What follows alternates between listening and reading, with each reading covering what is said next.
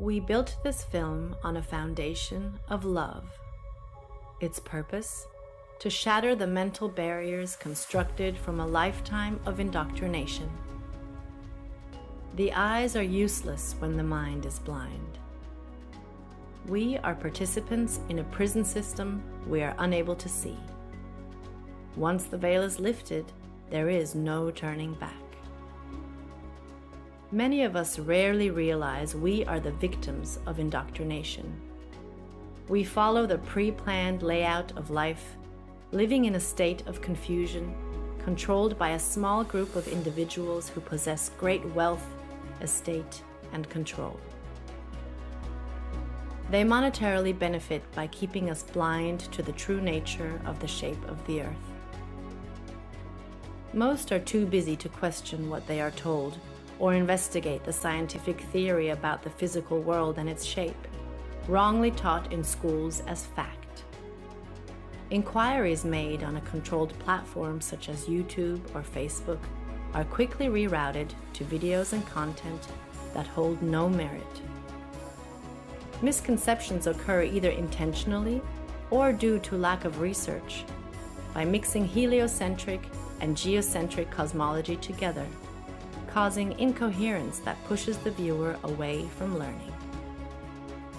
Why would a lie like this exist? What purpose does this level of deception seek to gain?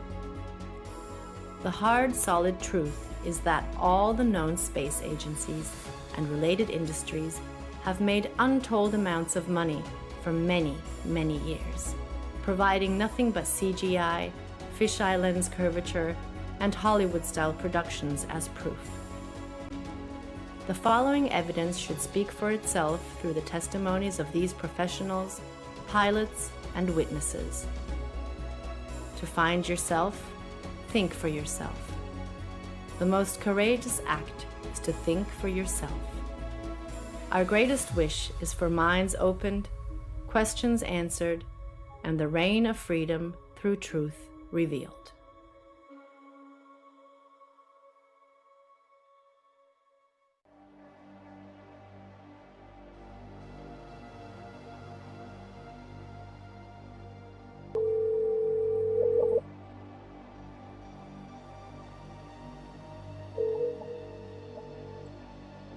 Good afternoon. Hey John, how are you? Pretty good, sir. How's everything there? Everything's good, can't complain. It's kind of windy out. Looks like it's gonna rain. But anyhow, I've been getting hit with these, questions regarding the flat Earth, or trying to get information out of me, and I'm not too familiar with the subject. Can you help me out? Yes, sir. Copy that. I'll give you a couple of relatively quick examples that you can also research and elaborate as well. Number one, I'm a pilot, and when I used to fly out of Long Island towards Nantucket, bottom line here is they're going to give you some type of formula for every 100 miles. They're going to give you some type of XYZ per kilometer squared. Keep it very, very simple. Every 100 miles would be approximately 1 mile. 1 mile is 5,280 feet. The actual number is 6666, which is of Luciferian origin, which really reveals who's behind all the conspiracy and cover-ups, for everything. But the bottom line here is a very simple formula is for every 100 miles, you have 5,280 feet, which is 1 mile of curvature. So 100 miles equals 1 mile of curvature. Now, if I'm going, let's say, hypothetically, from Long Island to Nantucket, that's about $1.50. It's about 150 miles. So it should be 1.5 miles. So let's just take a mile. So with aviation, you fly at certain altitudes, whether you're flying in a easterly, a northeasterly, to a southwesterly direction. So hypothetically, if I'm flying easterly at hypothetically about 4,000 feet, which is an even number. If you add 5,000 feet of curvature, that would be around 9,480 feet, which does not exist. So the bottom line is pilots know every 100 miles that you travel, you would be dipping the nose down to compensate for 1 mile, which is 5,280 feet of curvature. So there's the proof right there that there's something very fishy with this globe Earth situation, because scientifically it doesn't matter.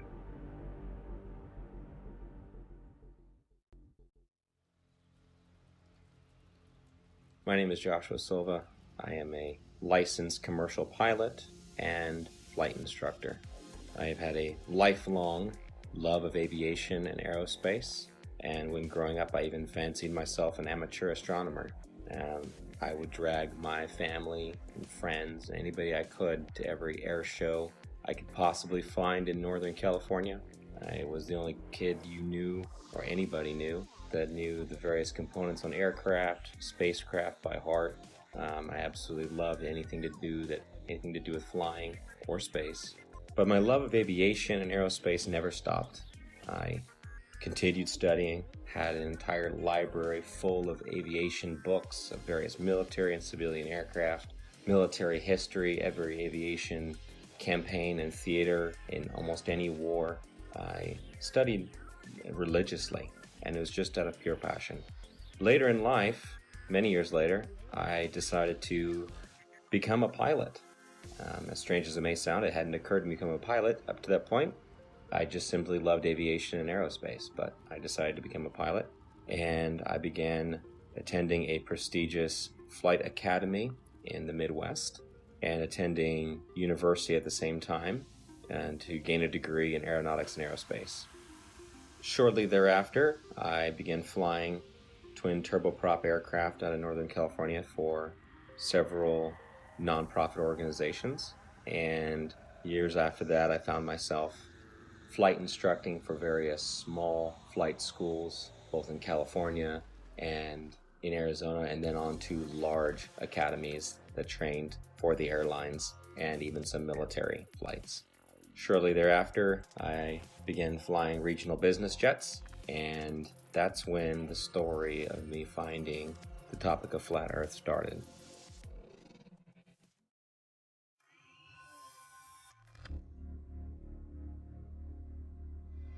Hola, mi nombre es Héctor Requena. Soy terraplanista desde el 2016. Este tema lo descubrí accidentalmente, me agradó mucho y desde ahí lo empecé a investigar. Desde ahí me di cuenta de lo que está pasando en el mundo.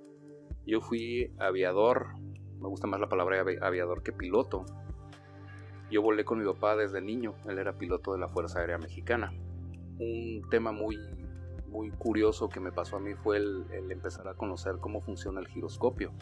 El giroscopio está diseñado para volar sobre un plano, sobre un terreno plano y una tierra que no se mueve. Todos estos temas me llevaron a seguir investigando. Estamos tratando de invitar a la gente a que no se cierre de mente a estos temas, ya que si no nos damos cuenta de lo que está pasando ahorita es por lo mismo, porque la gente está cerrada, se cierra a pensar fuera de la caja.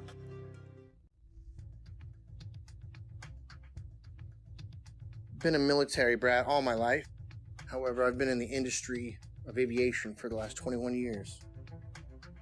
And I became an FE somewhere around 15 or 16 when I really started looking at conspiracies. I looked into Benghazi because I happen to work on government contracts abroad, overseas.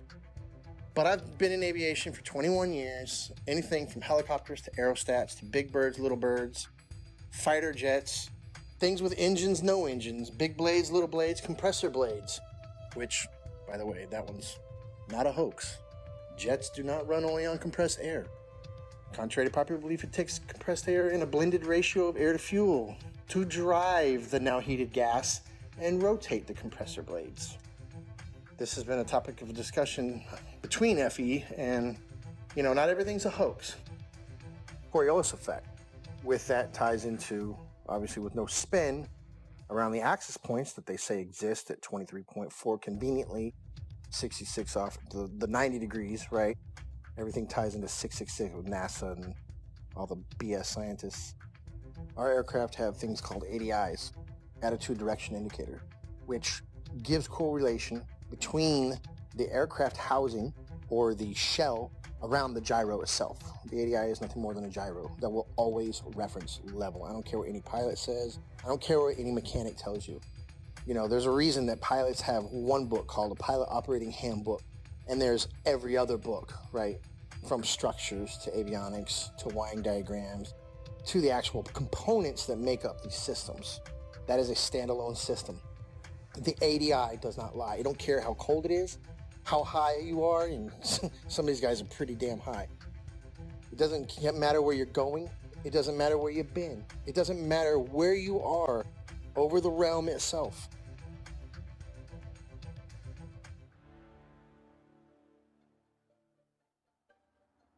I woke up to the truth of the flat earth, shape of the earth, as an engineer and a pilot.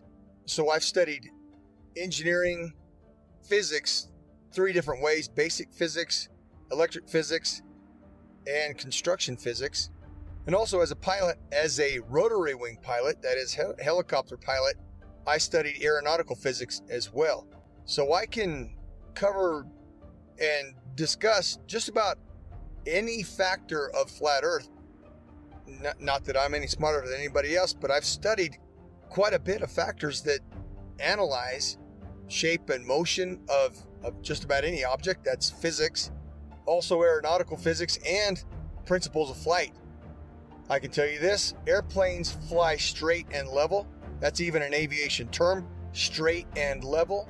Airplanes will fly for hours at the same altitude, never dipping their nose down to follow the curve of the earth.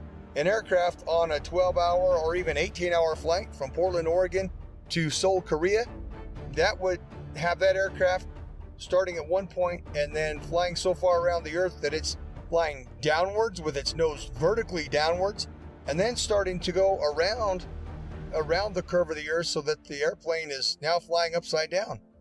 Would have to make that kind of a flight path on a globe, it's such an absurdity. So that being said, I come into the true shape of the earth, the flat earth, as a skeptic, like most anyone else. I'll tell you my story. My buddy told me about this. He said, "Rob, you need to learn about the ice ring. You need to learn that the earth doesn't move. This globe is garbage." And I laughed at him. I said, "Are you kidding me? I'm not even gonna look into that." He said, "That's fine." He said, "That's fine. You don't have to look into flat earth. But until you do," he said, "until you do look into flat earth, you will remain a slave of the matrix." And interestingly enough, at this point, this was more or less November, December 2015, I had already mentally resigned from the U.S. military for 3 years. I had already resigned because of Benghazi. I realized, and I saw for myself, I'd been working with U.S. as an Army officer, working for State Department for a good 10 years. And so what I did, I turned my physics awareness, I turned my studies into analysis of the shape of the earth.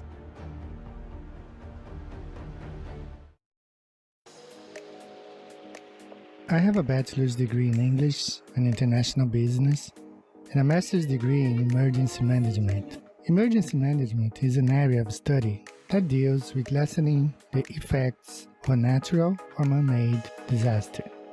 Areas I had to study related to emergency management were meteorology, geology, geography, hydrology, and oceanography. You have to know well how Earth works in order to prevent or lessen the consequences of a natural disaster. In 2019, I wrote the book called 16 Emergency Landings Proving Flat Earth. Not many people know that when I was younger, I worked for an international airline. I worked at the International Cargo and Logistics Division of the company at São Paulo International Airport. I had to know all international routes in order to provide our clients the precise information about import and exports, as well as the logistics of transporting cargo internationally. Our company transported from a simple parcel package to cars and helicopters to anywhere in the world. Having access to all areas of the airport in 1988, the Brazilian soccer team was about to board their flight towards Australia to take part of the bicentennial Soccer Cup in Australia. It was a tournament to celebrate Australia's 200th birthday. Two South American teams were invited to take part of this tournament, Brazil and Argentina. At that time, we had access to several maps, all based on the Globe Earth model. The Brazilian squad left to Australia with natural conclusions that this charter flight was going to Australia over the Pacific Ocean, as the global model suggests, perhaps stop in Santiago, Chile, and then head to Australia. To my surprise, the flight went to Los Angeles. For several days, I could not comprehend the reason why that flight went to Los Angeles in North America to then go towards Australia in the Southern Hemisphere. This thing kept alive in the back of our mind for all these years.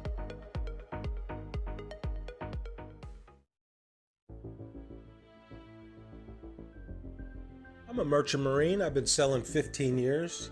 I graduated from the Paul Hall Maritime Center out of Piney Point, Maryland. I primarily sail on container ships, tankers, drill ships, military cargo vessels, you name it, I can sail on it. I sail in the capacity of bosun. My whole title is AB Unlimited. That primarily sail deep sea and coastal, meaning up and down the coast, west coast, east coast, and deep sea is out deep sea across to other continents.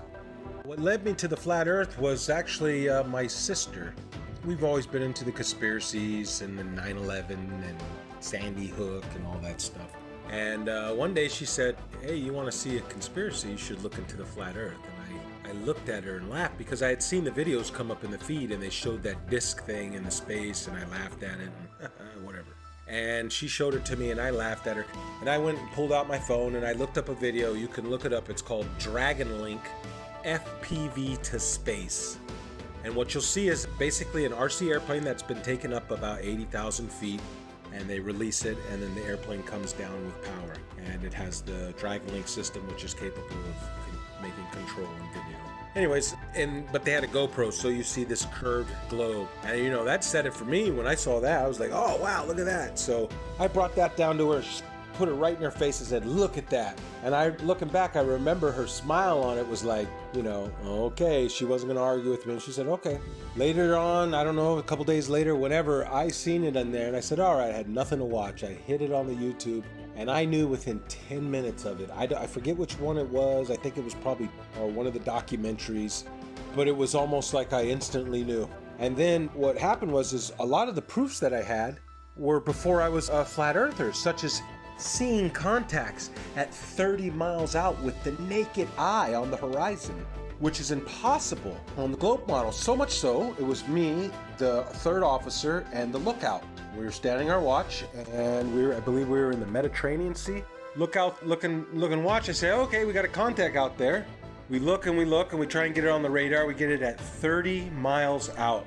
When the chief mate came up, we had told him, hey mate, we got a contact earlier 30 miles out. He said, bull crap, I don't believe you. And we all looked at each other and shook our heads and said, yeah, they got it. He stormed off the bridge, ran down, came back up. He had the Bowditch, which is a thick green book that's everything you ever need to know about being on the ocean, sailing, navigation, everything. And he comes up and he says, the math doesn't lie. And he slams down this piece of paper and he says, our bridge height is at 100 feet versus how far? 30 miles. It should have been behind like 600 foot of curve. I remember 600 and something foot. And he had all the mathematical, of course I didn't know, okay, that's good.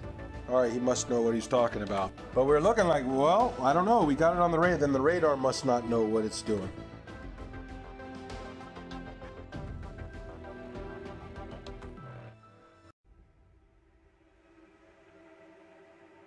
You can just call me Jay. That's what my friends call me. That's what I go by. I just go by Jay.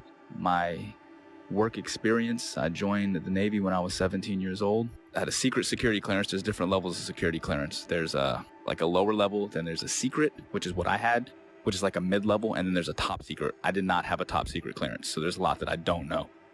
But I did have a secret clearance. So it's basically the mid-level security clearance for the government that I had. And I did that job for 8 years. I worked in operational intelligence specifically. The radar navigation, there's a limited scope of what we're able to see. Now, granted, this is 15 or 20 years ago. what I mean by that is, with it being 15 or 20 years ago, the technology nowadays on the new warships, I would imagine, are just off the charts advanced compared to what we had, 20 years ago in the early 2000s when I was doing deployments for the Navy. We're looking at the scope of the radar. Now, this is just going off of the actual screen that we can see. Now, there's 3 different screens. There's the basic radar screen where we have this limited scope where it only goes out like 25 miles, right? Then there's this other bigger screen, and I forgot the name of it, but it goes onto this huge projection in the Combat Information Center. Basically is where all of the information is housed. And on this huge screen, we can actually zoom out and see a significant portion of our area of responsibility. I can't say the exact number. Again, a lot of this is classified. Basically, when we zoom out onto this large projectile screen, it goes in and out, right? So the reason why we're able to zoom in and then pull back out is just for accuracy. So if we're looking at something that could just be like a buoy in the water, right? Just one of the little tiny buoys that the ships can use as kind of placements to track where they're going, that can be mistaken for an actual like small watercraft. So we have to be able to differentiate between that and some of the ships that we're looking for, because some of the deployments we're on, we're out there looking for drug ships, we're looking for other types of ships, submarines, basically just to keep a track of everything. That's basically what the Navy and Coast Guard do. They want to make sure that they know what's going on in the seas, and that's kind of the way the United States Navy operates. They're basically dictating what happens in international waters.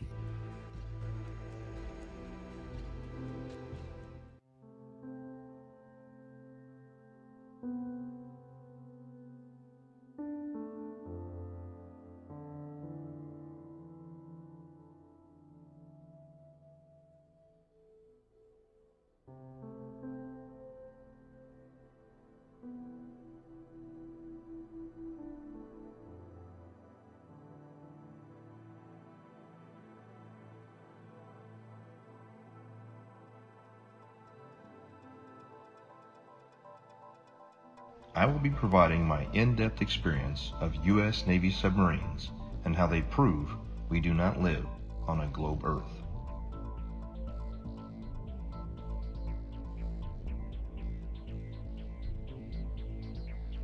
However, due to the nature of my job and the security clearance that I hold, I wish to remain anonymous.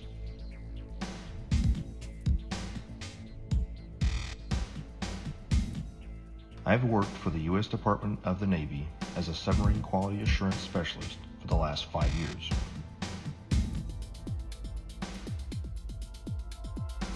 My job is to ensure that each submarine is built properly, safely, and to the engineer's plan.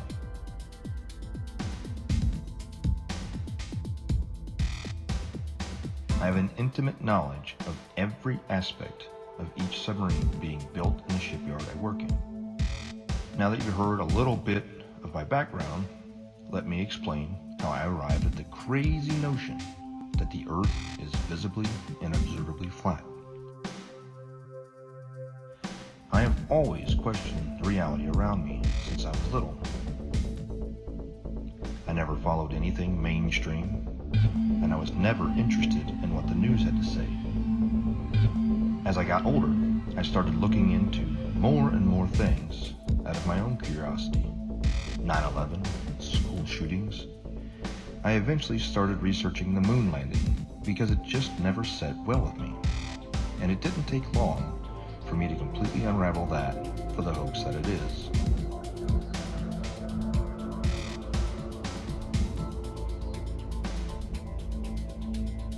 After that, I was starting to realize that we had been lied to on so many levels. What else could there possibly be? Then I saw a video about the flat Earth pop up on my YouTube recommendations.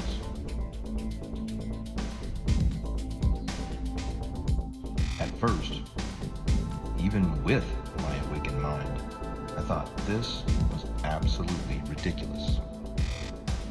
I decided that I'd look into it simply to disprove it and move on. It should be easy, right?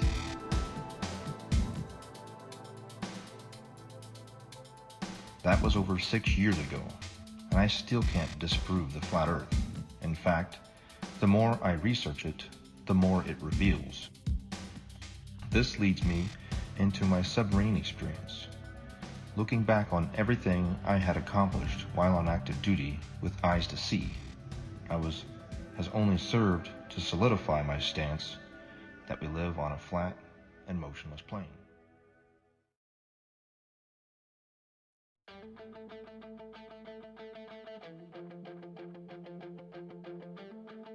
The theory of more land being hidden on Earth as one of the possible motives to hide the fact that the Earth is not a spinning water ball corkscrewing through space is something that many flat earthers have postulated over the years. And I just couldn't shake the concept from my mind where, just like Rear Admiral Richard Byrd suggested during his Antarctic expedition, Operation High Jump, that there is undiscovered land on Earth, and that possibility spawned an idea to write The Elusive Curve, a modern-day quest to discover another world. The Elusive Curve is a fictional novel created to convey a very non-fictional message, that the Earth is a flat, motionless level plane devoid of any curvature. When Max Carter discovers irrefutable proof of the true shape of the Earth, the course of his life drastically changes, and he becomes a man obsessed, convinced that there is more land being hidden beyond Antarctica, and that he is going to reach it. The Elusive Curve debunks typical globe Earth claims, including ships disappearing over the horizon due to the curve of the Earth, the Foucault's pendulum, and the Coriolis effect, whilst presenting flat Earth proofs like visual perspective, level water over vast distances, and long-distance photography, all within the context of Max's varied and colourful relationships.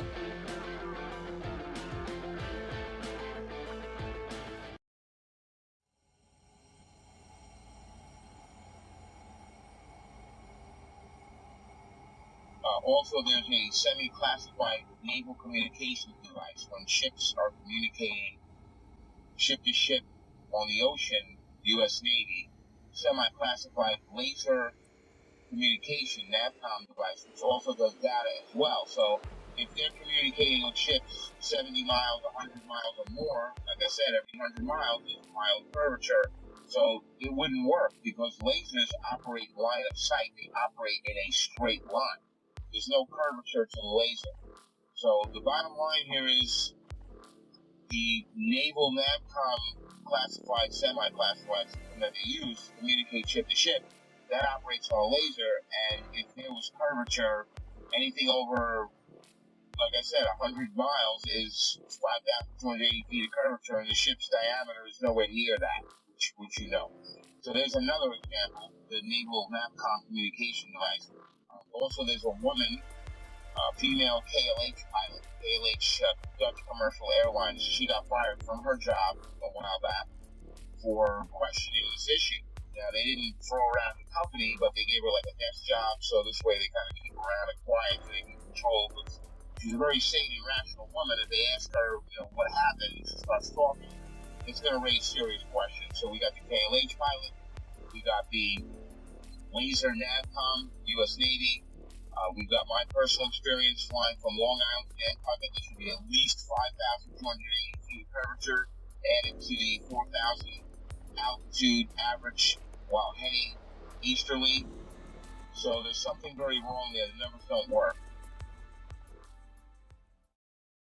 Could the Earth actually be flat? I began to see opinions and arguments that seemed logical, but I heard several arguments, which I now know were most likely disinformation, easily disprovable in the aviation world, but there were some that stuck with me. And so, myself being the way I am, I ran quickly, metaphorically, to my old textbook. And I opened my old textbooks, found them, unpacked them, cracked them all open, and even downloaded brand new copies in PDF form offline of all these books to make sure that nothing had been changed. I thought for certain that I knew exactly what compensation pilots are trained while flying to compensate for the spin or the rotation of the Earth, for instance. As far as falling around a globe, I assumed in my mind would be an aircraft's angle of attack. But upon more study, I found that not to be true.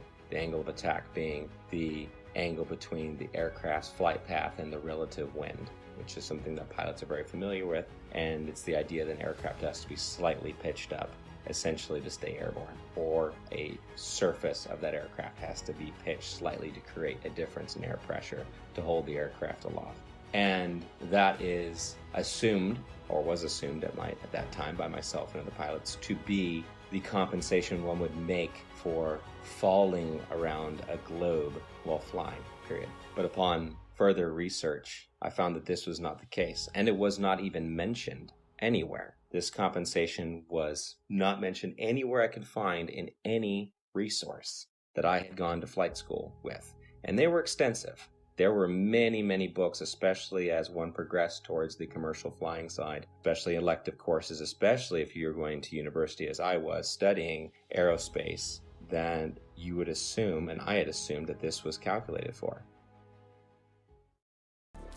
Again, as far as ADIs, in every aircraft, it references the level horizon or references sea level always. There's no way that you can convince somebody of sound mind that if you take off from New York and immediately flip upside down, now your housing or your ADI is referencing upside down to you because you're upside down. It's right side up. It cannot deviate off level. It doesn't matter how much fuel you got in your tanks. It doesn't matter if you're a helicopter or an aerostat or a fighter jet. That gauge will always reference level. It has to, because otherwise it would be a poor reference. And if you could manipulate it, why would you even have it in the airplane or your aircraft? But if you go take off 2 miles away, do a barrel roll, you're now flying upside down. At what point does that gauge show you back right side up? A half a hemisphere away? Is that what we're led to believe? Is that what we're supposed to believe? At what point does it right itself if you never flipped back over and continue flying level? You see what I'm saying? It's ridiculous. It's ludicrous to think that thing compensates for curvature in straight and level flight.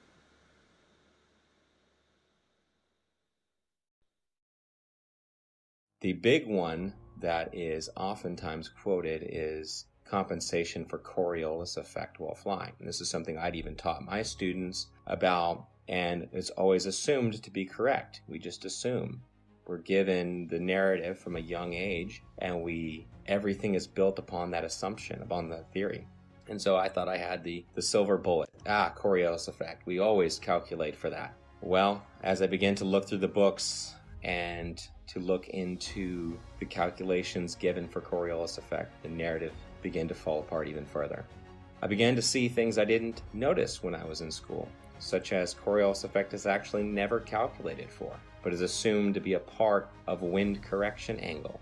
Wind correction angle is one of the many calculations pilots of all kinds make while flying to correct against winds in whatever volume or section of air they're flying through, which it could be from any direction, and you're flying through it, so you have to compensate a certain angle into that wind to hold a straight line.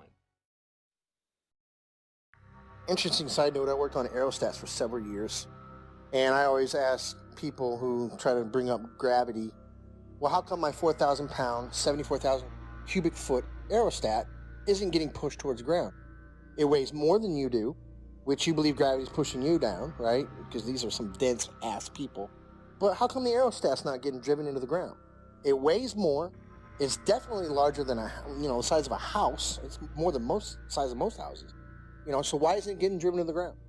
Well, that's because it's displacing less weight than the atmosphere or the medium that it's in. And I try explaining that.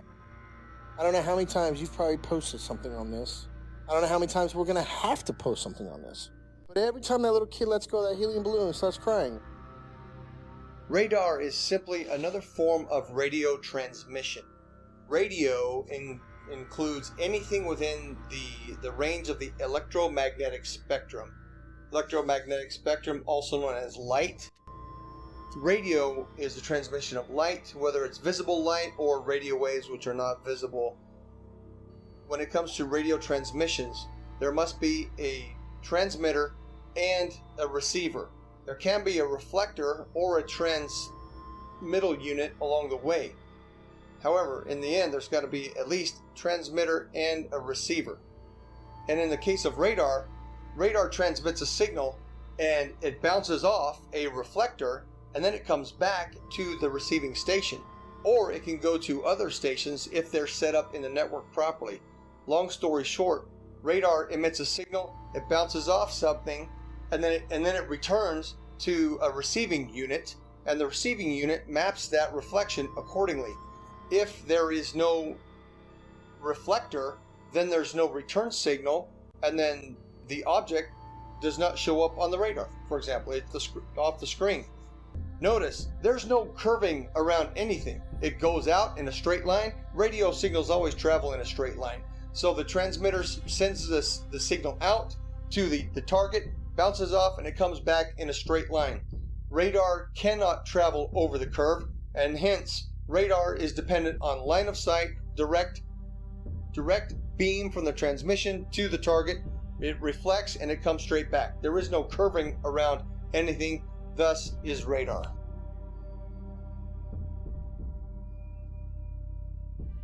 Also, radar works in straight lines. The radar is incapable of curving around a curve, picking up and bouncing back the reflection of what it's picking up. So if you can imagine a ship on the other side of the curve, we'll say 30 miles, 40 miles out, it sends out the radar beam. The radar beam is supposedly curving around this ball, bouncing back, and then bouncing the reflection, curving back around to be picked up by the radar. That's not happening. It's flying out straight, and when it picks up something, it hits it back. It's not going around any curve. That's plain and simple. That can be looked up on your YouTube and see how radar waves work. They don't go around the curve. Every diagram shown will show you straight lines. They don't show you curved lines. As we zoom out to look at the larger scope of things, once we verify that, we're able to zoom out over a large distance. Now, over this screen, at the time, I was like 18 or 19 years old, all right, when I was doing this job.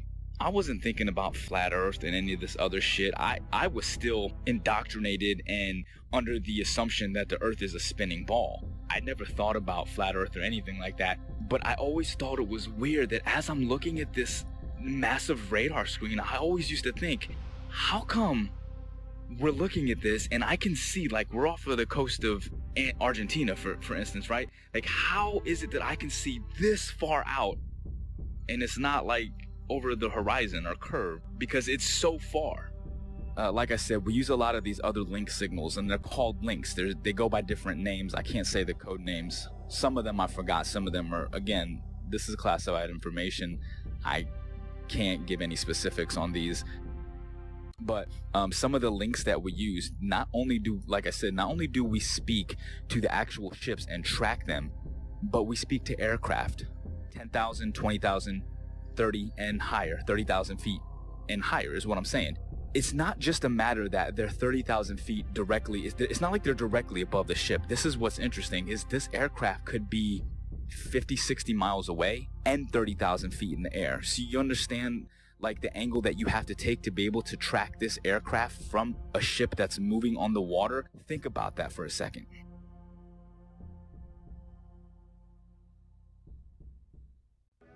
I served on board of a United States 688I fast attack nuclear submarine, and I can personally attest that we never constantly angled down during our submarine deployments. One of our longest transits went from the Gulf of Oman around the southern tip of Africa and back to Connecticut. We were underwater for almost 3 months straight. My job on board as a radioman meant that I spent a lot of time both in the radio room and in the control room. The control room is where they navigate and drive the submarine.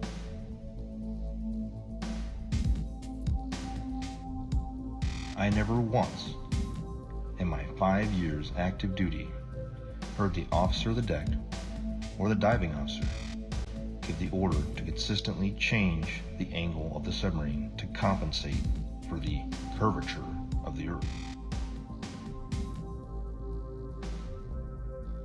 The primary task of the diving officer and the helms and plainsman is to maintain the submarine as level as possible while in transit.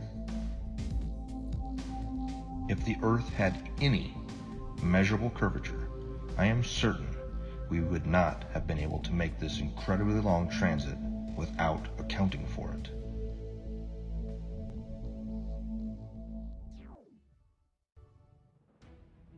And then the big one is given after that. Well, GPS auto corrects for it.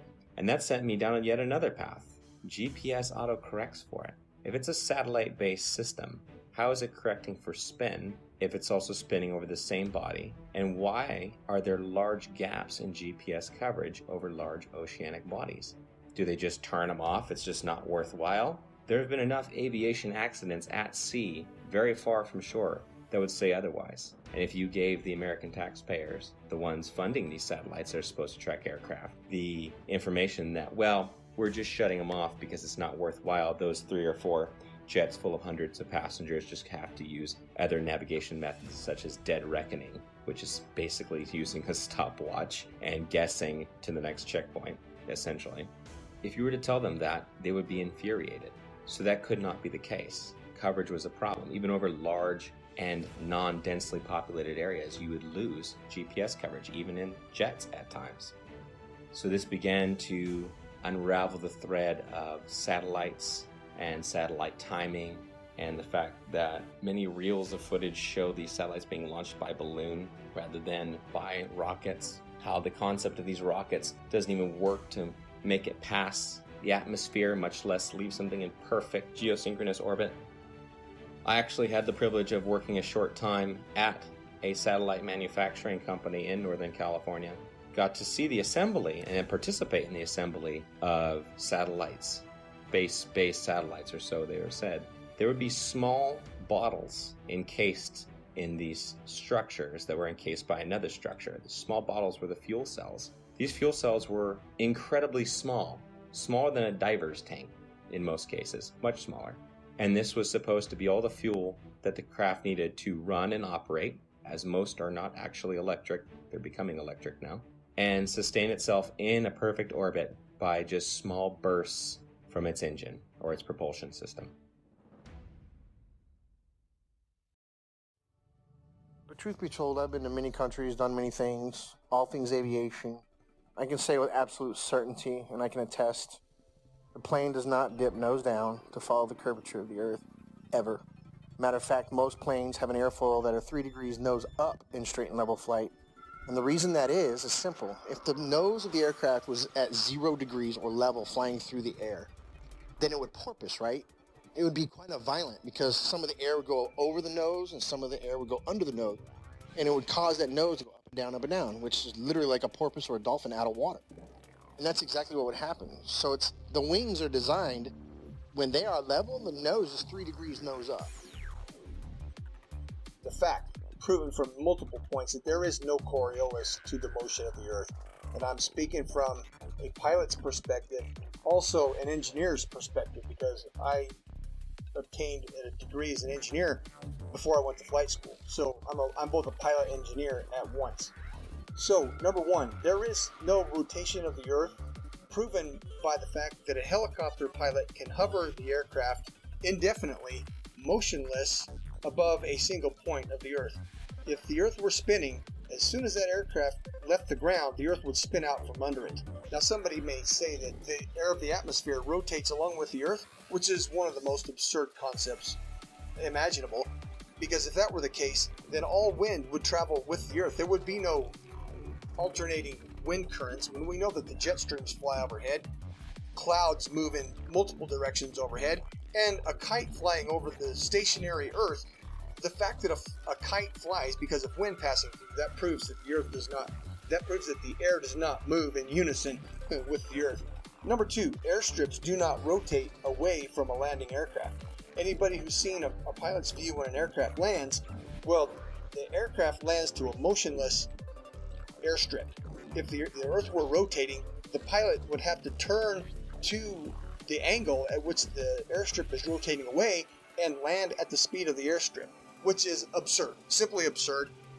Airstrips do not rotate away from the aircraft, and on an east to west landing strip, if the aircraft is landing to the west, the airstrips do not land moving towards the airplane. That's insanity. Okay, simply stated. If the Earth was a spinning ball, it is virtually impossible for a ship to be moving at 25 to 30 knots on this curved spinning ball while tracking an aircraft that's probably going 300 miles per hour, 50 to 100 miles away. Really, I mean, these like P3 aircrafts were pretty far and 20,000 feet in the air. It's just virtually impossible. It doesn't make sense. Again, at the time, I wasn't thinking like this, but looking back on the information that I had, I'm like, yeah, there's no way. There's no way that was done on a curved Earth. Literally, the only way that could work is if we are on a flat, stationary plane. We're cruising along. The boat is cruising along in the water. Like, think about it in terms of like a large, like, you know, like those backyard swimming pools. Picture the swimming pool filled up, right? And then your ship, you put a little boat on the swimming pool, and then, you know, you put like a little fake aircraft in the air. Now, from that ship, you're able to see the aircraft. It doesn't matter where you are in that pool, you can track that aircraft. If you're on a spinning ball curve, how the hell can you track an aircraft that could be in a position that's 100 to 200 miles away from you, 30,000 feet in the air from a different angle that's around a curve? It's impossible. There's no way that you could, there's no radio frequency that could track that. I'd like to point out that I see now that I didn't see before is that you have a magnetic compass and you have a gyro on any ship. And I'm not talking about your little Crabberman show fishing boat, what are the deadliest cat? I'm talking about a real deep sea going, unlimited tonnage boat's going to have a gyro. And it is a big, huge box that sits usually behind the bridge or in the chart room.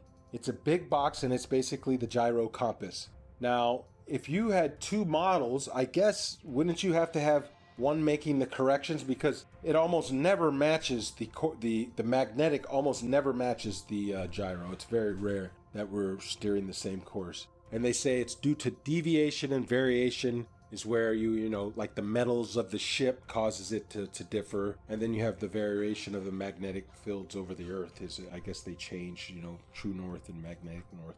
But the way I look at it is, man, they got two different machines. One is a machine and one is from God. The way to get around the earth. God's not a dummy. He put the way to get around the earth with the compasses. If back in the day they had motorized vessels that can get them around, they would probably have got around a lot better. But they were at the mercy of the wind. People say, oh, they didn't know their way, or, you know, they were using the stars and stuff, and they, you know, so I just believe that the two compasses, the gyro compass that's electronic, and then our regular compass is because they are switching the ways, you know, the maps. There's two different ways to get around the earth.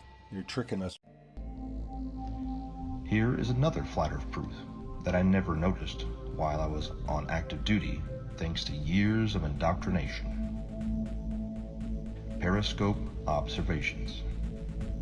When the submarine is at periscope depth and the observer is looking for ships on the horizon, they will start to see masts at about 8 to 9 miles, depending on atmospheric occlusion and sea state.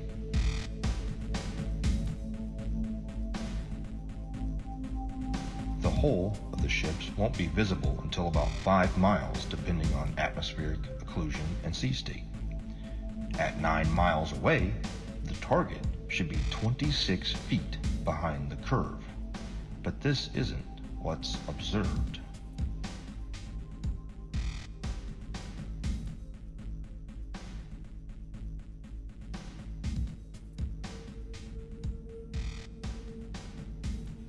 My final flat earth point on submarines is with regard to the AN/WSN TAC-7 ring laser gyro that is used on board of U.S. Navy submarines.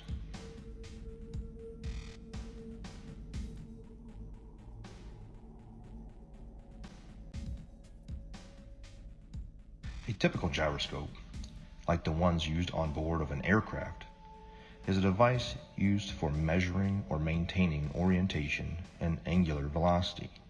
It is either a spinning wheel or disc with a counterweight in which the axis of rotation is free to assume any orientation by itself.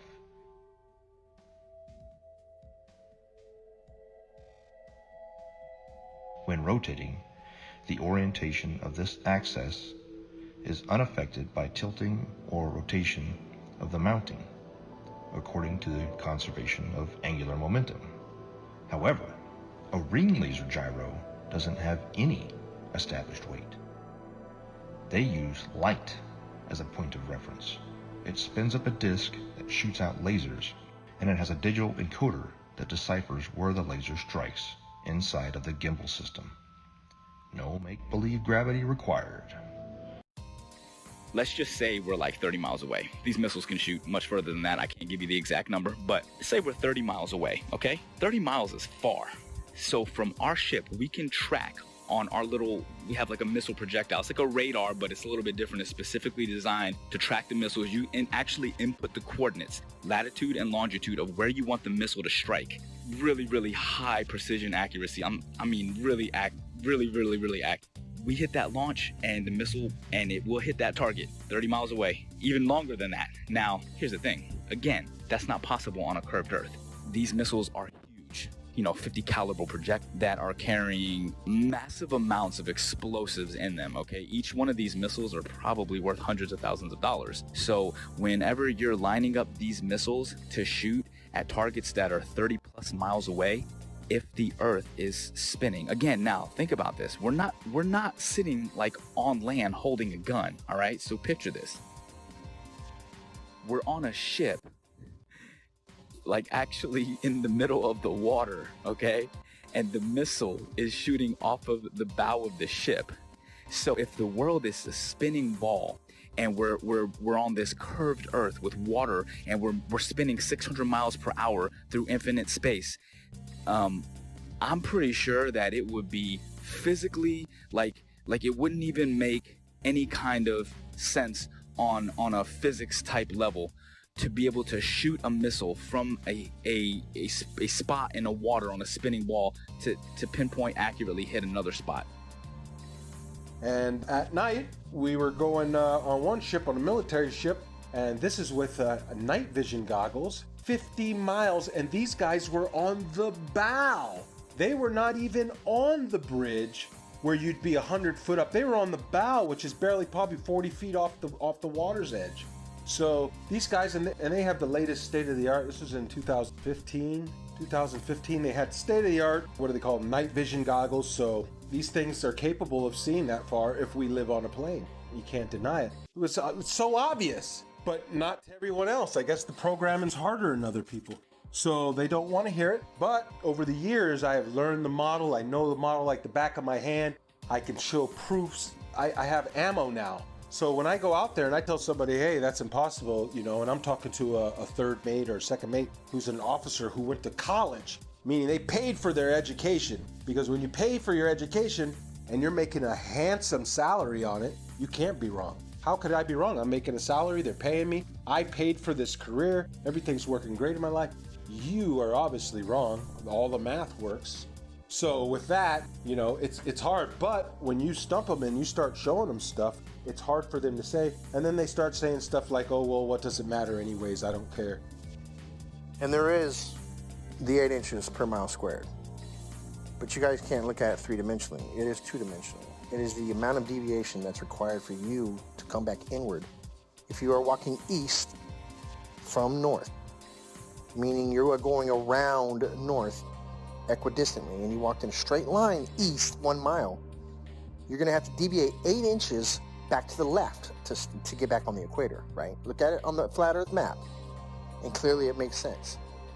If you walked 1 mile in a straight line east, you have to deviate 8 inches after each mile to stay on the equator.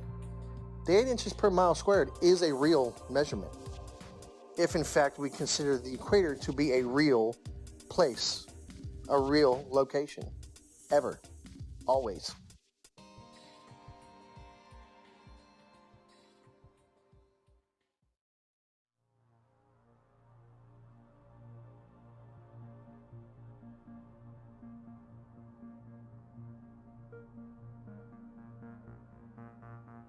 In 2015, I came across YouTube's suggestions for Flat Earth videos. My first reaction was to laugh off.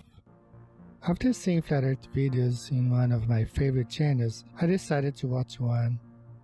When I came across a Flat Earth map which I had never seen before, it immediately sparked me to look at that flight route Rio, Los Angeles, Sydney. And I could then understand why the Brazilian soccer team went to Los Angeles and then to Australia for the tournament. The Earth is flat, no doubt about it. The following weeks and days were followed by more research and disbelief. I had been a NASA fanboy my whole life, paying 2 visits to NASA's Johnson Space Center in Huntsville, Alabama, besides spending so much money in science and science fiction related documentaries, movies, merchandise, etc. What a waste of time. I also tell mates about they lay down and we use all our charting is done on flat maps, straight lines. They never draw a curved line. Every line is straight. Straight lines. Everywhere we go on a flat map. And I try to point it out to them. And what they tell me is, Mr. Marcator has put all that in there for you. It's all equated in there for you. You don't have to worry about it. All the curvature calculations for it and everything's figured right into the map. So the straight lines and everything are actually bending somehow. I don't know. So these are just the proofs that I see. Along with, you can see the corpuscular rays are much betterly observed out at sea because it's nothing, it's like a desert. And so you can see the sun like a flashlight just shining down in a cone everywhere. If there's a little bit of clouds are right, it looks like a cone. And I point it out all the time to these guys. And I get them thinking, but you know, the programming goes hard on people. And if you're not ready to wake up, well, you're not ready to wake up. You'll just have 1 foot in, 1 foot out. You'll be back in the illusion before you know it. The narrative began to fall apart. I would continue studying and finding that what I fear to be true is reality. That we have been lied to about just about everything. Upon researching military history and then military training and speaking with military gunners in both the Army and the Marine Corps that I know personally, I would ask them about Coriolis effect. And it was always assumed that, yeah, we compensate for the Earth being, you know, a curve, that it would drop. We calculate for the Earth curvature. But even upon asking and having them look into their materials further and my own personal study, again, it found to be an assumed truth with no actual basis in reality. That they would calculate bullet fall based upon angular velocity, drop, friction, amongst other things. And curvature was supposed to be just corrected along with it, just like flying, wind correction angle corrected for Coriolis effect. I've done many of them personally. I've flown more than 1,070 hours in both helicopters and airplanes, and I will tell you factually that aircraft meet their checkpoints, they take off, they meet their checkpoints, and they land exactly as planned on a flat stationary map. No pilot, I say again, no pilot has ever accommodated for the rotation of the Earth when planning flights and takeoff to checkpoints along the way, and then landing. Pilots can plan so well that they can take off and land hundreds of miles away down to within 30 seconds of their planning because the Earth simply does not rotate.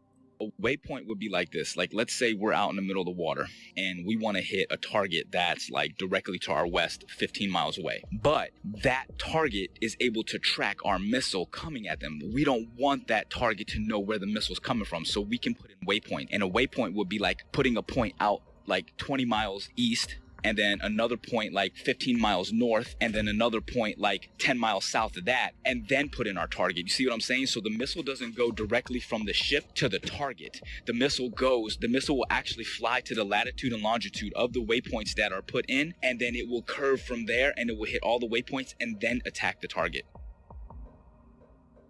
How is that possible on a spinning Earth? If the Earth is moving at 600 something miles per hour, or whatever they say it is, there's no way that missile could stay.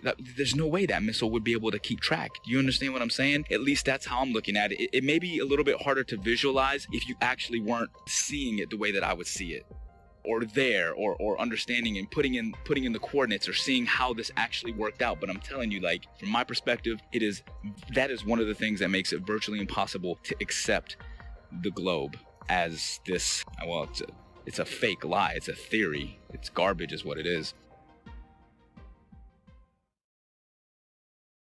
So y'all think the Earth is a ball. Y'all think it's spinning through outer space. And I said, believe in blue green aliens. Well, actually, the Earth is flat. Here I'll give you facts, all the math, science, and all of that. Whatever you need to believe. Come on, can't you see that a submarine couldn't use a periscope, nor a plane use a gyroscope? But Huey doesn't adjust for the Coriolis or sniper looking down the scope. This is all hard to take in and hard to cope, but I hope that I've given enough rope to explore the rabbit hole. That our Earth is not a ball and it's not spinning through outer space. If someone wants to prove me wrong, please give me a name and we can debate it all day, anytime, and with real tests, measurements, and evidence. Stop lying to the world's nations. We have real science to back our observations. Don't believe in the indoctrination of the people, cause they don't want you to believe that the Earth is level. Don't believe in the indoctrination of the people, cause they don't want you to believe that the Earth is level. Dig deeper, be a rebel, then dig deeper than a shovel. Keep your mind level, it's flatten the curve and lighten the herd. Give the truth what it deserves, tell about what we actually observe. Like a boat going out of sight, if you get your zoom and focus right, it'll come back into light. Just use a laser beam and you will see that water never bends but always finds a flat resting position. 71% water can't make up a ball or a pair. So let me make this clear and get it into your ear. You're in great fear of stepping out of the box. They're keeping food stamps in our socks. They are the slyest of the fox in a controlled illusion of evolution. As nothing made everything and no proof of creation in this pseudoscience indoctrination. No meaningful salvation, but let's believe in gravity with no proof of how it picks and chooses what can rise and what can fall on this crazy thing we call a spinning ball. Don't believe the indoctrination of the people. They don't want you to believe the Earth is level. Don't believe the indoctrination of the people. They don't want you to believe the Earth is level. Let me give you something else to measure. Don't worry, it's my pleasure. If you want to vacuum or pressure, you must have a container, and that's a no-brainer. But since we believe the universe is on a roller coaster ride, even when Polaris is in the same place every night and has been for thousands of years, has the heavens work like gears, telling us time and the years like a big machine. The heliocentric model is just a drink backed by money and based on influence theories, never providing hard evidence except for CGI and camera trickery of my natural senses in our school systems. But flat Earth brings meaning to our existence like a period at the end of a sentence. Don't believe in the indoctrination of people. They don't want you to believe that the Earth is level.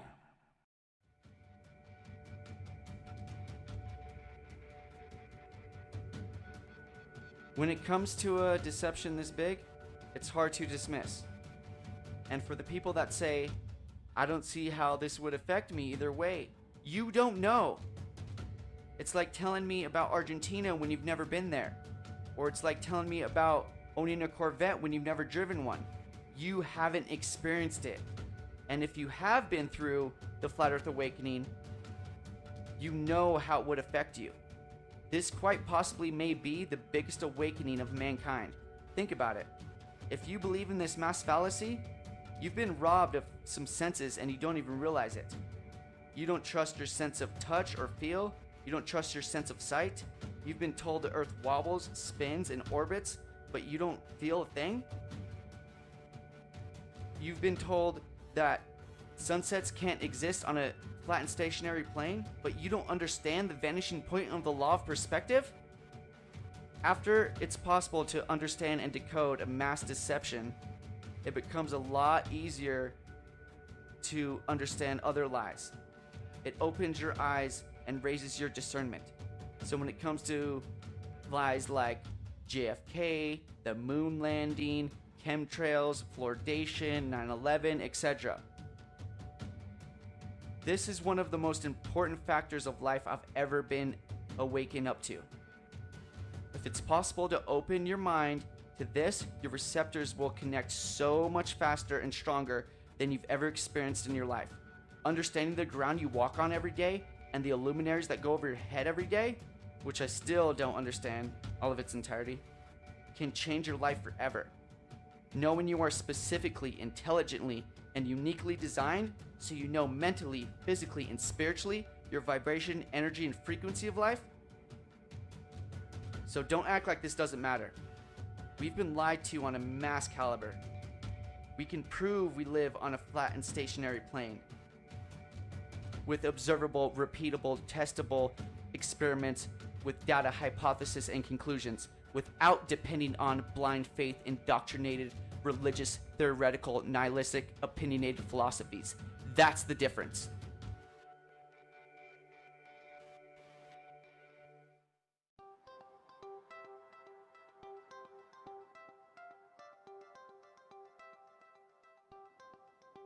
Is it possible that almost everything that we were taught from the time of our innocent adolescent time as children to the completion of our chosen path of studies in college was not only incorrect, but was part of an educational doctrine of spiritual disconnectedness from what truth is and what our reality in the world that we occupy today? What if I told you that this is but a small capsule in a puzzle that was well planned and engineered by a world control system to propagate a catalog of theoretical studies and sciences that in some cases have never been proven to this very day, nor will it ever be proven, ascertained as fact. Humanity appears to have been hoodwinked into a dumber state of who we are, where did we come from, and are we unique in God's creation concerning a geocentric world, or are we in a heliocentric world based on theoretical studies by a Jesuit astronomer named Nicholas Copernicus? He suggested this in 1543. His works were not released until after he died because he himself didn't believe in the spin ball theory either that is taught still today at the highest levels of education. On my book, which is the variously planned agenda that has gone on for 474 years, seems to be threatened to become full disclosure of the biggest lie in the history of mankind that is kept by the world's oldest secret society called the Freemasons. The very uniqueness of humankind was spelled out correctly by our Creator that the earth was the center of the universe, and that He created the sun and the moon as well as the stars and the constellations that revolve around the earth, with Polaris being the north magnetic pole big star.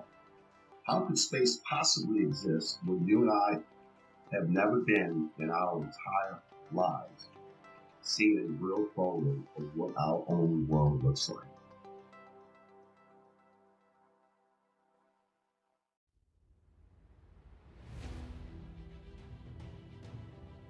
Max must constantly deal with the stigma and ridicule of being the crazy flat earther from friends and family, and bombardment of typical questions like, why would they lie? How could so many people keep such a big secret? And what does the shape of the earth even matter anyway? The elusive curve presents all the main arguments for a flat earth and solid arguments against a spinning ball earth in a fun and realistic story format, recommended for all flat earthers and curious-minded people alike. Join Max on his journey as he attempts to convince his friends that the shape of the earth is not what they know, while he plans for a mission to discover more land on Earth with his ambitious and somewhat crazy plan to acquire a high-altitude pseudo-satellite to prove the shape of the Earth one way or another. The Globers, definitely scientifically, we're looking at flat earthers have some very, very, very valid points according to those three examples. You got it, brother. Anything else? No, that about answers my question. Quite a lot to take in. I've taken some notes. Thank you. Thank you again. You're welcome, sir. Any questions? I'll be here for a while. Contact me anytime. All right. God bless. All the best. God bless. Yo invito a la gente a que por lo menos sea un poco más abierta de mente hacia estos temas, porque la verdad es que esto está muy fuerte. Se vienen tiempos muy difíciles ahorita y debemos de estar conscientes de que el sistema nos está manipulando de una manera muy, muy grande. Entonces, pues, vamos a ver qué pasa.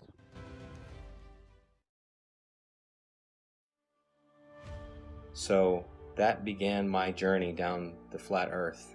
And since that point, I've only found more and more voices, more and more educated people, educators, professionals who are beginning to shed light on this subject in ways that I can only begin to imagine. But I'll never forget the day that I realized my plane wasn't falling around a globe, that I could look out the cockpit window, 185 degrees plus field of vision at 40,000 feet, and not see one iota of drop, but nothing but a flat, beautiful, motionless plane. The assumed calculations that we made that were compensating for Earth rotation were just a part of a calculation based upon wind speed and the angle we had to hold in order to fly against that wind and go in a straight line to our destination. It's one of the most freeing truths I've ever experienced, because in some small way, the idea that these other conspiracy theories and things we've been lied to about are true. But this biggest one is the biggest truth of all. We've been lied to about everything. It means we can start over. We can start again. At this time, at this point in our history, we are uniquely positioned to make that change. And if I can make one statement to the people out there, it's simply this. That's it. That it's level. You cannot fall off the edge of an in-ground pool. It is level. Where you put your feet in the water in France, it's the same height that you're going to put your feet in New Jersey and Brazil. Do some research. This is not the only thing out there that needs to be researched, unlearned and relearned. The Department of Education, founded by Rockefeller in 1908, did a good job of proving that the mode of ignorance that he calls his education board, you are the proof it's working. The mode of ignorance widens every day. It gets bigger and bigger every day because people keep believing what they spit out. Unlearn. Thinking outside the box. The box is the cap that you got at graduation. So understand that for the first 18 years of your life, you didn't learn the truth about anything. You were simply told, and you got a reward for repeating it. Now it's time to think for yourself. It's time to do research and do your own testing. Be your own white coat. Knowing the earth is flat has placed me in sync with our Creator, His creation, our hidden past, and with the future we hope to build. A future where we should not have an organization called United Nations governing the world. And there is no globe, there should be no globalization. This is my message to all of you. Peace.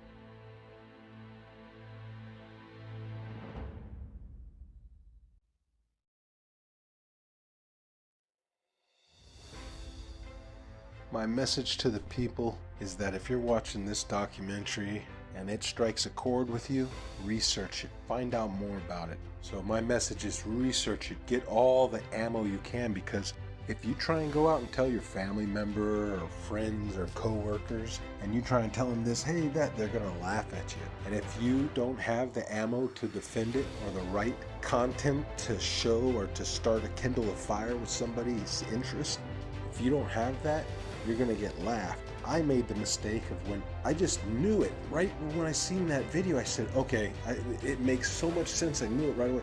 I went and tried to tell everybody before I knew. I just blurted out little proofs. Airplanes don't dip their nose, the water lies, and they'd hit me with some of that science stuff, that pseudoscience, and I couldn't defend it, and I would look like a fool. And then when I had the knowledge, it's harder to defend it because they've already don't take me serious. But now I've gained such a knowledge on it and such what you would call ammo that I can defend it in a way that you're going to get one of these reactions. well, what does it matter if it's round or flat? My life doesn't change, doesn't matter, either way. That's how you know that you're striking a chord. Their ego doesn't have anywhere else to go. So from there you can work on them. But like I said, learn the model, learn to defend the flat earth model before you tell your coworkers, loved ones, or anybody, for that matter that you don't know, because people you think that you know well are going to look at you like you're crazy. And unfortunately, that's due to the programming, and everybody believes one thing, so how dare you believe another? You got to fall in line.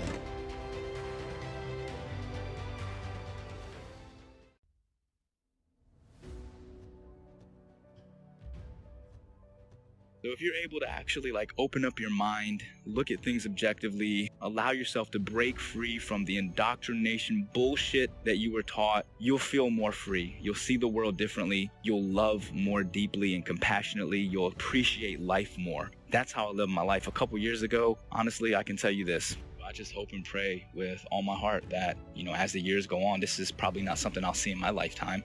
But, as my children grow older and my children's children, as the generations go on, the truth will start to emerge. And it is starting. I mean, it's incredible, that so many people are starting to really awaken. But, 10, 20, 50, 100 years from now, hopefully we can break free of the chains of indoctrination and really see the world for what it is and actually appreciate it and love the world and love each other. And I think if we all understood that there is a creator, people would be less inclined to be so abusive toward each other and the earth. So that's my big message for the people. Just think for yourself. At the end of the day, just be a good person. Don't be so quick to just believe something and stand by that belief just because it was taught to you at a young age. Question it. Make sure it makes sense. In closing, I'd just like to say that these are my own personal experiences. I never ask anyone to simply just believe everything I'm saying. In fact, please don't. That's how we've gotten into this whole mess to begin with, by blindly following others who say they've already done the research for you.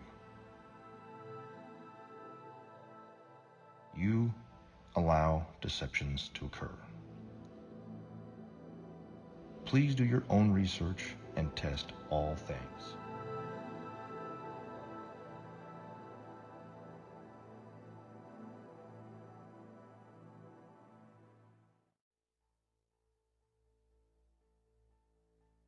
All space agencies are part of the cover-up because they are also Freemasons. It is my consensus that space is fake.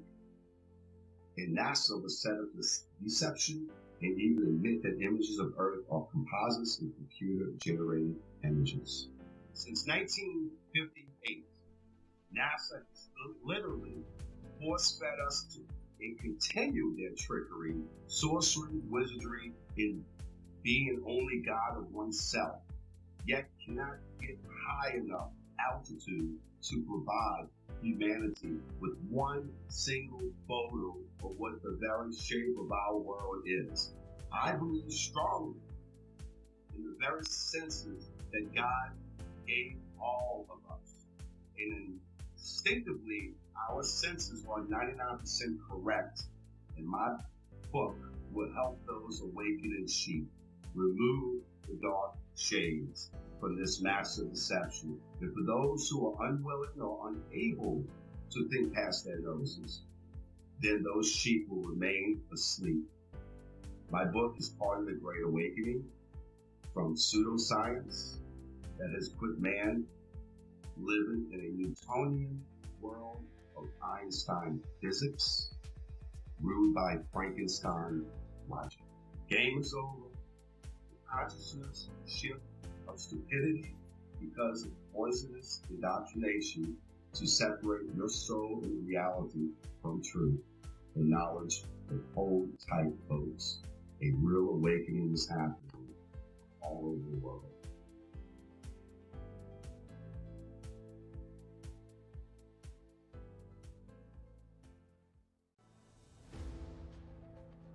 The curve of the Earth, the spinning ball, as well as evolution, dinosaurs, nuclear bombs, and everything else that they teach in the schools that's not founded on scripture.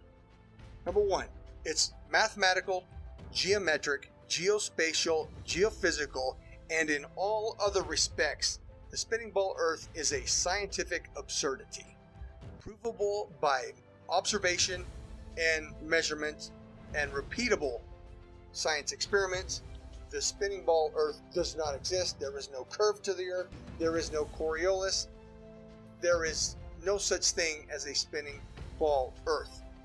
And at the end, the Bible, which was a textbook, and I say again, a scientific textbook written long before any of the universities we have today, the Bible says the Earth is flat and stationary. So therefore, we can dispense with all of our science school learning that doesn't agree with the Holy Scripture. The Holy Scripture tells us that the Earth is flat and stationary. All of our measurements, and indeed our personal senses, tell us that the Earth is not moving. There is no curve to the Earth. Jesus Christ is the Son of God. The Holy Scripture tells us the nature of the Earth. The Earth is flat and stationary. Pride, ego, and reputation are three characteristics I see in every spinning ball believer. Let your pride down, knowing you've been heavily deceived your entire life. Let your ego be washed away, knowing it's possible you've been manipulated on such a scale as this. And stop caring what people think about you. I'm not saying be as external and abrasive as some of us. Just realize that yes, we are human, and we can be programmed to think certain ways, but also know we can be unplugged and become critical thinkers, observers, and researchers without being told what and how to think. From an education system that runs kindergarten curriculum all the way up to Harvard, that was bought over by the Rockefellers a long time ago. This is our time, not theirs. It's time to stand up and start acting instead of relaxing and being told how and what to think. From mainstream outlets that are owned by the Bilderberg Foundation, the Triangular Commissions, and the Council of Foreign Relations. Think for yourself and stop falling victim of popular public opinion that are owned by these anti-God secret societies. In my in particular gifted opinion, the most precious gift God gave us is free will, but it's up to us to choose what's right and what's wrong, what's light and what's dark, what's positive and what's negative, what's yin and yang, what's in motion and stationary, what's flat and what's round, what's good and what's bad. We can't tell you what to do. I can lead you to knowledge, but I can't make you think. It's your choice to take the blue pill and go back to sleep, or to take the red pill and stay awake the rest of your life, knowing you are chosen. Because many are called, but few are chosen. And I promise you, once you go flat, you do not go back. They couldn't stop this movement if they tried, because truth prevails. Rest in peace, the globe. Every truth has a specific time and moment to manifest itself. Technology being the catalyst for this truth to re-emerge and reveal itself again. And proof that it's not a myth, fantasy, or a misunderstanding of our ancestors and all ancient cosmologies.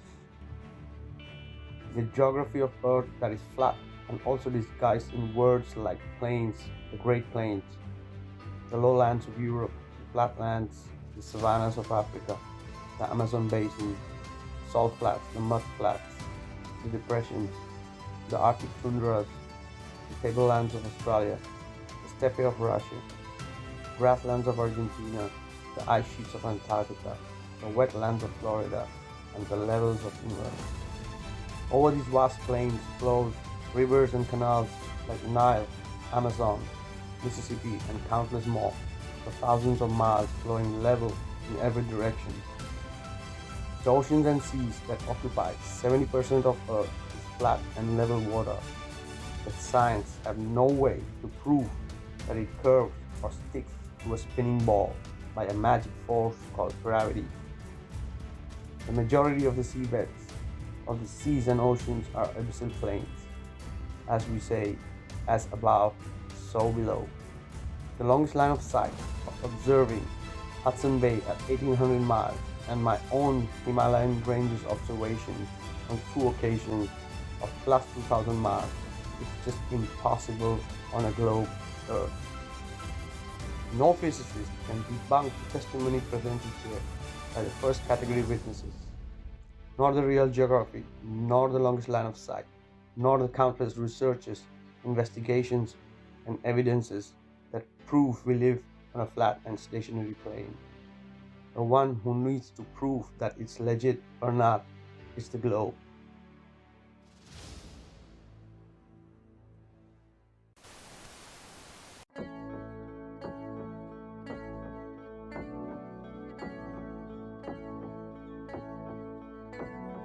Wonderful, magical, celestial light, fantastical, mystical, wonderful sight. Belgian Swiss physicist Auguste Piccard, 1931, first to reach for the stars, was the first to explore the air view stratospherius, a scientist curious to see what was there. An aluminium black ball gondola, helium balloon, hydrogen with photos and instruments, sailed towards the moon, rose in just half an hour, 52,000 feet, 10 miles up, 10th air pressure, left for dead, trapped in heat and cold, but disproving gravity.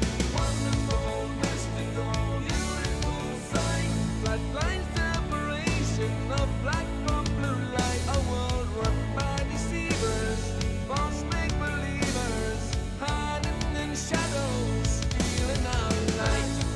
Mystical, fluorescent light, wonderful, magical, awesome, yes, stealing our light. Wonderful, let there be light, supernatural, eternal, immanent. Up we go, higher than rainbows, higher than mountains, above cumulonimbus, higher than air, high level horizon, 360 around us, flat right round behind us, any height that you dare.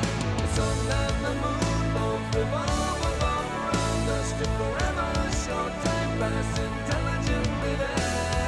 You'll never beat us, you'll never defeat us, no more you deceive us, we see through you like air.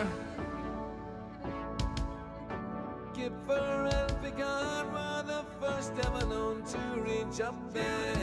Divine, luminescent light, mystical, wonderful, celestial light. So what was their eternal testimony? What did they report back to humanity? Said it seemed like a flat disk far as eyes can see, with an upturned edge fading into infinity. A mystical, ethereal, celestial sight, a divine creation, a clockwork of light, designed hid by deceivers and false make-believers, still cowering in shadows, still fearing our light. Here we go, higher than Everest, higher than airplanes, above zero cumulus, higher than air, high level horizon, 360 around us, no motion beneath us, no spinning, no fair. Stars on the firmament, turn along around us, to forever show time past geometrically there. You'll never beat us, you'll never defeat us, forever beneath us, we see through you like air. Mystics on a luminous light, fantastical, magical, bright, we see through you like air. Magical, angels of light, beautiful, wonderful, celestial light. The first to see truth when they reach for the stars, explorers and physicists, Kipper and Picard.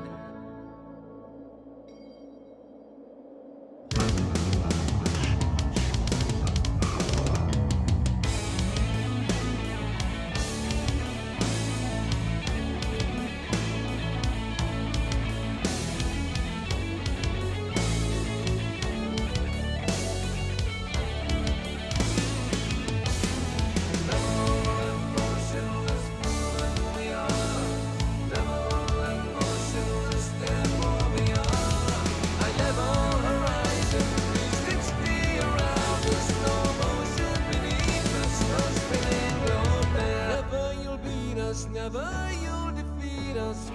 forever beneath us. We see through you like air.